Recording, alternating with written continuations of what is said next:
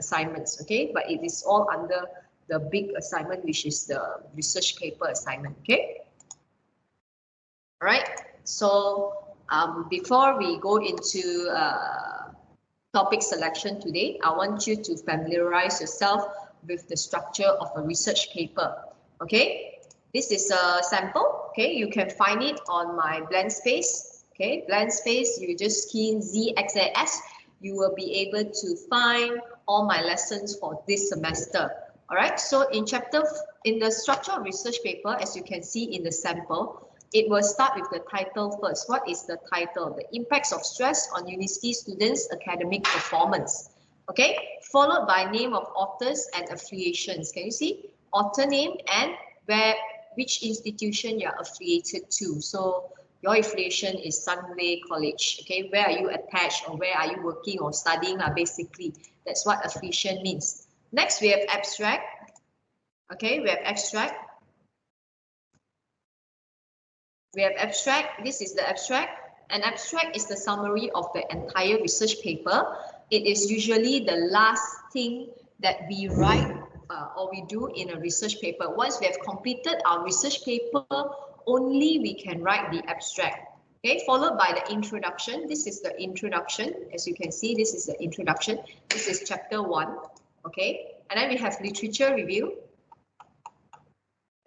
This is chapter 2. This is literature review. Okay, and then this is methodology. Okay, chapter 3, and then we have findings and discussions. Okay, findings and discussion is chapter 4, and then we have conclusion. Chapter 5, conclusion is chapter 5. Okay, this is conclusion, and then we have references, whatever that we have used. Okay, this is references. So this is the structure of a research paper. So this is how research is done in the entire world. Okay, they follow the same structure, and when they do or they write a research paper, they follow the exact same structure. For all research paper, whether it's for degree, it is for masters, it is for PhD, research paper follows the same structure. Okay, now we will go into how what each chapter has and what is it about. Okay, so let's look at the title first. Yeah, today you will be doing your title topic selection, right? Okay, so the topic of the study, I've standardized it for you all so that you don't have to actually go you don't have to actually have to struggle to look for a topic. So it's easier for you. I've standardized this to this format here. So it will be the impacts of stress is an IV on university students is the participants, and academic performance is the DV. So independent variable, participants, and dependent variable. So the whatever that is in front is standardized. So the impacts or effects of IV on what participants? DV. Okay, so participants should be university students. Okay, because it's easier for you to access. Right? If you go and choose children, where are you going to look for 50 children to actually help answer your survey questionnaire? They can't even understand your question that you have written in your survey questionnaire.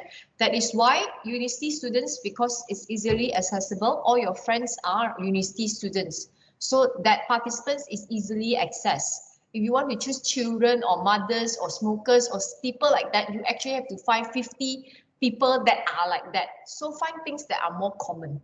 Okay, so I will go into more later for the IV and DV, the topic selection. Okay, then the name of the authors. Just now I was talking about it. Okay, name of the authors.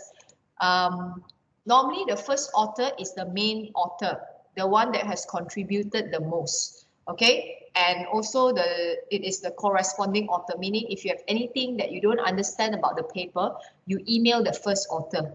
They will actually reply you. He will actually reply you.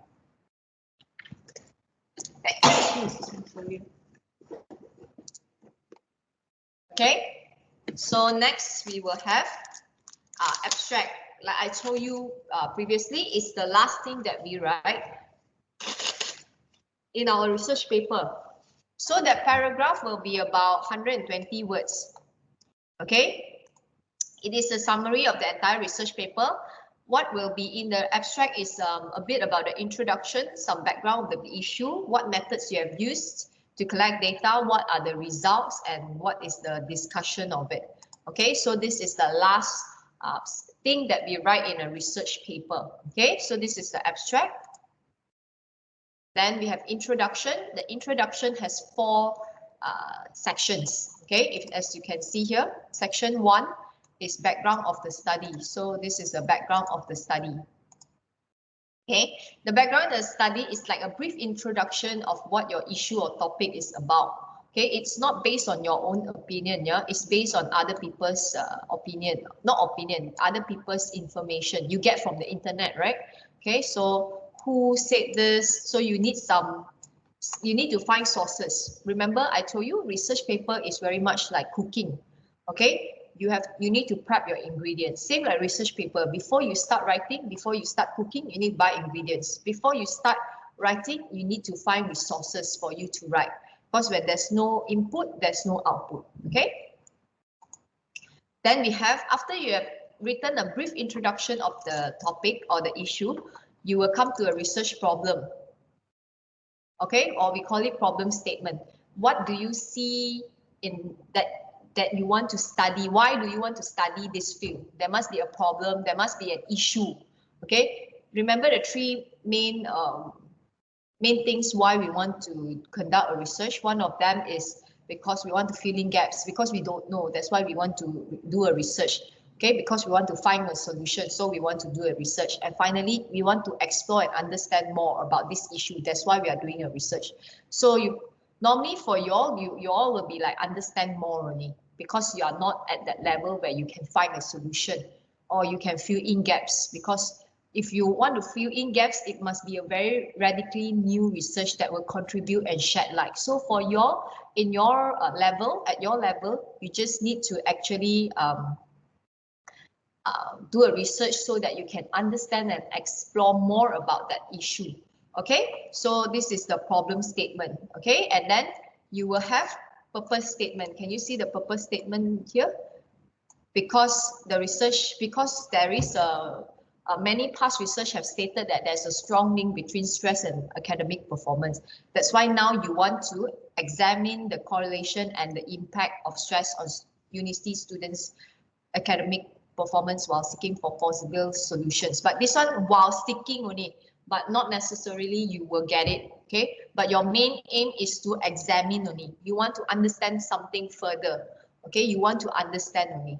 All right, so this is a problem statement. Then your significance of the study. So who will benefit this? Okay, university students, and how will they benefit from it? Okay, so this is the significance of the study. And finally, remember I told you when we are doing a research, we want answers to certain questions. That's when we have research questions. Okay, the research questions has also been standardized. Okay, I standardized it in a way where everybody will study the relationship between IV and DV and the impacts or effects of IV on DV. It is standardized. The topic and the research questions are standardized, so you don't have to think about it. Okay, and we will all be doing social issues instead of something that is not doable and not feasible. So you just stick to whatever I have told you and given you. The topic, you are studying impacts of IV on DV, and the research questions, you are studying the relationship of IV and DV, and also you are looking for the impacts of IV on DV. Okay, these 2 things are standardized, right? Now let's move on to literature review. So remember, I told you that you need to actually go and see what past researchers have said or found out about this certain area of study that you are interested in. Okay, so this is where chapter 2, which is literature review, comes into question. Okay, so many people, they will be confused. Literature review, what should I write? Okay, it must be related to your research questions. Whatever that you have here must be related to your research question. Can you see educational stress and academic performance? Okay, social stress and academic performance, financial stress and academic performance, family stress and academic performance, time constraint stress and academic performance. So everything must be related to your research questions. Okay, why must it be related to your research questions? You are trying to find answers to your research questions, am I right? Okay, so your literature review subtopics will actually be your subtopics for your survey questionnaire. Can you see here? Educational stress and academic performance, social stress and academic performance, financial stress and academic performance, family stress and academic performance, time constraint stress and academic performance. So your literature review is like the heart of your research paper. Okay? Your research question will lead you to write subtopics that are relevant to it, and your subtopics will actually help you to formulate your survey questionnaire. So it is very important. So because, so to speak, it will help you to answer 2 of your research questions. If your subtopics for your literature review is not related to this, your research questions, then the formulation of your survey questionnaire will be different. Then it will not be able to answer your research questions. So it is all related.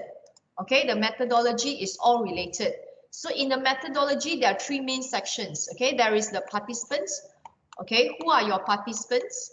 Okay, so yours is university students. So you must find participants that will be able to answer your research questions. So you are talking about academic performance. You cannot be finding working adults because they are not studying. There's no academic performance for you to analyze and investigate. You cannot ask your mother to complete your survey questionnaire because they are not the ones, they are not studying. Okay. And then measures. Measures is how are you going to collect data so that you can answer your research questions. So you are going to use survey questionnaire. Okay, so you have demographic, you will have your survey questionnaire that is according to the subtopics of your literature review. Okay, and then procedure, how the data collection was carried out, it was distributed to university students, and what are your plans on how to analyze the findings, okay, the results. Okay, so 3 sections in methodology. Okay, the participants, the measurements, how you're going to collect data, and also the procedure, how you will be collecting data, and also how you plan to analyze. 3 sections. Okay, and then we have findings and discussion. Okay, findings and discussion, we state the aim again and what are the research questions again. Okay, so this one here we will describe our trend because we are not comparing groups or relating variables. Okay, you are relating variables for the first research question, which is the relationship one, but mostly you are describing trends lah.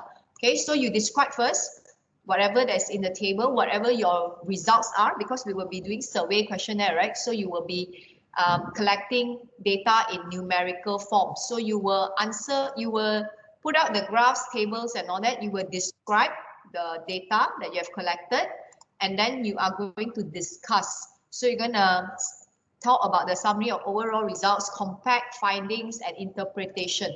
Okay, so after you have described, you are going to discuss it because this chapter 4 is findings and discussion, right? So what does it mean? And then remember, you have done the literature review.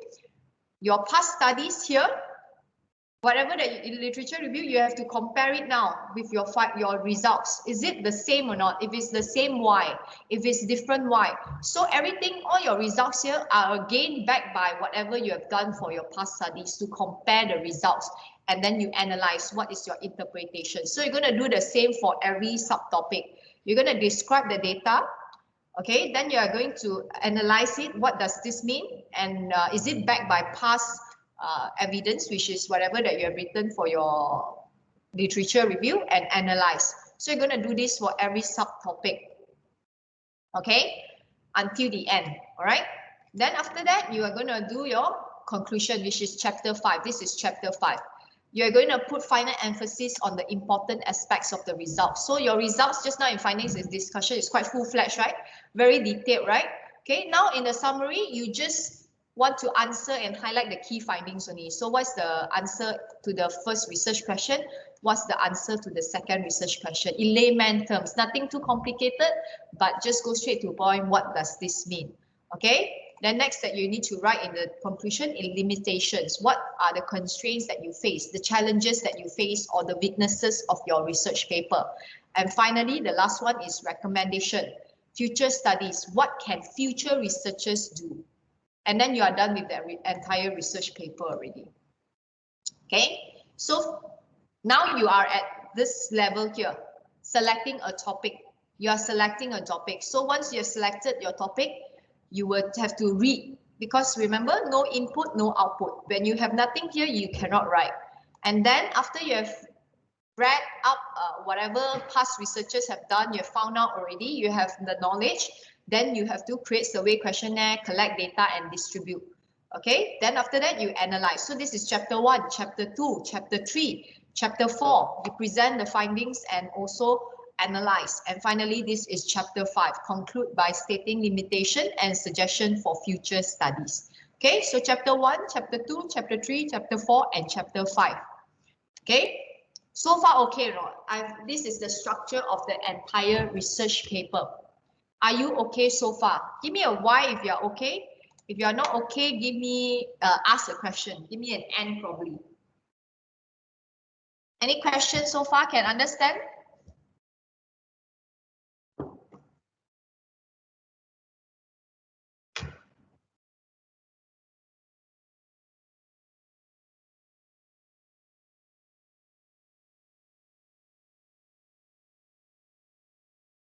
Wow, Arsenio, very big Y.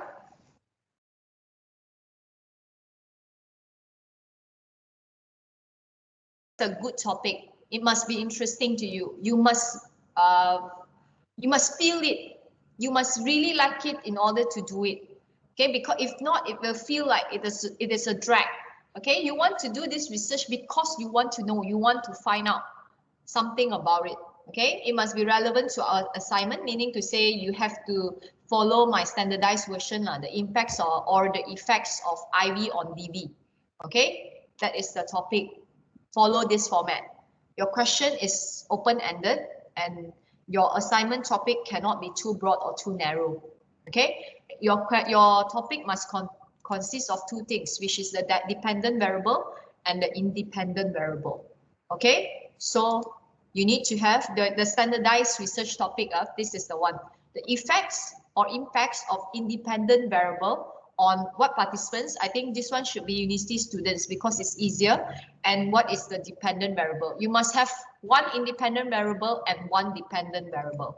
Okay, for example, the effects of K-pop, this is the independent variable. On teenage girls, this is the participants' academic performance. This is the dependent variable. Another one, the negative effects of materialism. Okay, this is the independent variable. On young adults' happiness. This is the dependent variable. So make sure you have three things. You have the IV, the participants, and the DV. Three things. IV, participants, and DV. Remember this, yeah? IV, participants, and DV. All right? All right. So once you have chosen your topic, you need to go to Google Scholar. You need to check if there are past studies done on your topic. Okay, it must be current studies, that cannot be too old studies. Okay, if there aren't any studies to be done, there aren't any past studies done, then please don't choose that topic because you will have no information. You cannot write that. So you have to choose another topic. Okay, so once you have decided a topic, you need to read as many journal articles as possible. Okay, research is a systematic way of solving problems. Therefore, you need to identify the problems in your area, correct? Remember, I told you your research paper, you need to post questions. And the two research questions that I've standardized is as follow. What is the relationship of IV and DV? And what are the effects of IV on DV? Okay? All right. So these are some of the sample research topics that you can see. If you cannot think of anything, you can choose one of this. If you cannot think of anything, but I want you to think of it. All right? Can? All right, yeah. So now I want to move on to show you how to recognize different things, basically. Okay, you look at this here, yeah. You look at this one here. This is a research paper, okay, and this one here. There is a difference between these two things, okay. The similarity is that both of it is actually presenting or reporting a certain research. But the most glaring difference is this one is not published and this one is published. How do we know? Okay, can you see it's published in Health Psychology Open? Okay, in July to December 2015, there's issue number and there is also DOI and it's published on Sage Pub Journal. Okay, so this is published. This is how you know it's published. This one is a research paper. Anyone can follow the format that I've taught you, the 5 chapters, to write a research paper. But not everyone can publish a journal article. This is a journal article. This is a research paper. Okay, this is a research paper, as you can see. This is a journal article. So the main difference between journal article and research paper is that journal articles, they are published. Okay, research paper will follow the same format I taught you just now. Introduction, literature review, methodology, findings and discussion, and conclusion. But journal articles, sometimes the introduction, the literature and introduction, they are together. Sometimes they have findings, they don't have conclusion. So sometimes the subtopics, the headings, they vary from one article to another. But research paper, they will follow that 5 things that I told you just now. Okay, so journal articles are the most superior or the best resources that you can have.